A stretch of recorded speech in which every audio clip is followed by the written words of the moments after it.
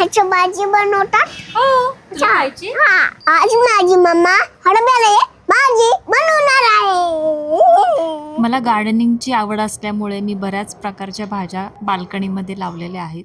हरभऱ्याची भाजी आली आहे, त्यासाठी वाटण तयार करूया. शेंगदाणे खमंग भाजलेले आहेत, त्याला असं हलकंसं क्रश करायचं आहे. हिरवी मिरची, लसूण, जिरे आणि मीठ याचा ठेचा करून घ्यायचा आहे. 2 चमचे तेल घेतलेलं आहे. मोहरीची फोडणी देऊया. जिरे, तयार केलेला ठेचा परतून घेऊया.